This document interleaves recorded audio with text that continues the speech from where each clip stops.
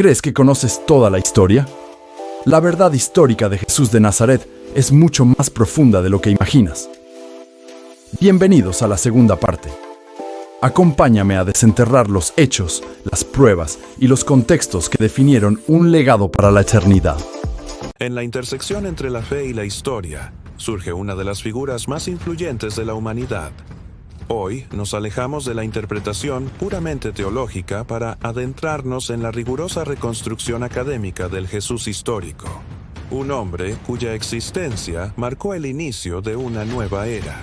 Para el historiador, el desafío consiste en separar el dogma de los hechos documentados. Mientras el Cristo de la fe es objeto de adoración, el Jesús de la historia es un Galileo del siglo I, cuyas acciones pueden ser analizadas bajo la lupa de la evidencia arqueológica y literaria. Nuestra historia comienza en la Judea bajo ocupación romana, un territorio bajo la administración de Herodes el Grande. Los mapas de la época revelan una región fragmentada, llena de tensiones políticas y fervor mesiánico, el escenario perfecto para el surgimiento de nuevos líderes espirituales. Jesús no fue un filósofo de academia, sino un predicador itinerante. Recorría las aldeas de pescadores y campesinos, llevando un mensaje de renovación ética que resonaba profundamente en las clases oprimidas de la sociedad judía, presentándose como una figura carismática y disruptiva. Un evento clave que los historiadores aceptan con alta probabilidad es su bautismo. En las aguas del río Jordán, Jesús se somete al rito de Juan el Bautista, un acto que marca el inicio de su vida pública y su identificación con los movimientos de reforma de su tiempo. Sin embargo, su mensaje pronto atrajo la atención de las autoridades romanas. Su ejecución mediante la crucifixión en Jerusalén es uno de los hechos más firmes de la antigüedad, una sentencia dictada por Poncio Pilato para mantener el orden en una provincia siempre al borde de la rebelión. La veracidad de estos eventos no depende solo de la Biblia. Fuentes externas como el historiador romano Tácito y el cronista judío Flavio Josefo mencionan a un tal Cristo ejecutado bajo Pilato, proporcionando una base documental que pocos personajes de su rango social poseen en la historia antigua. Al analizar títulos como Hijo de Dios, debemos entender el contexto romano.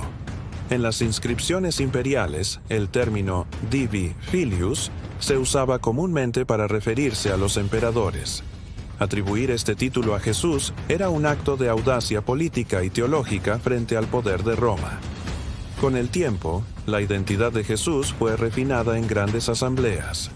En el Concilio de Nicea, obispos de todo el imperio debatieron su naturaleza divina bajo la arquitectura monumental romana, transformando al profeta Galileo en la piedra angular de la religión oficial del imperio. Desde una perspectiva médica, la muerte por crucifixión era un proceso técnico de tortura. Estudios forenses modernos explican cómo la asfixia progresiva y el shock hipovolémico eran los responsables finales de la muerte. Un realismo crudo que subraya la humanidad del personaje. El fenómeno de la resurrección plantea el mayor enigma histórico. Más allá de la creencia, es un hecho que sus seguidores experimentaron algo que los transformó.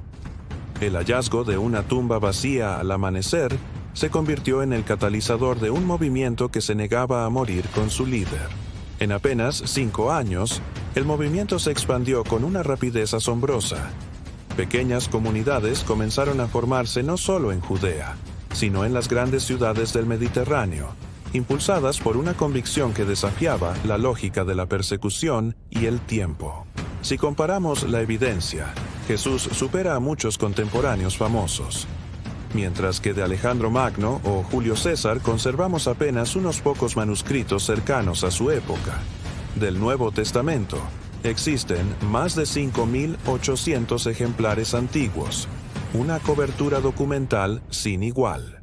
En conclusión, el estudio del Jesús histórico no disminuye su impacto, sino que lo sitúa en la realidad humana.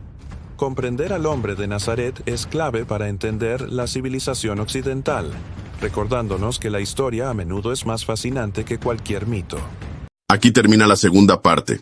¿Te gustó? Espera la tercera y última parte.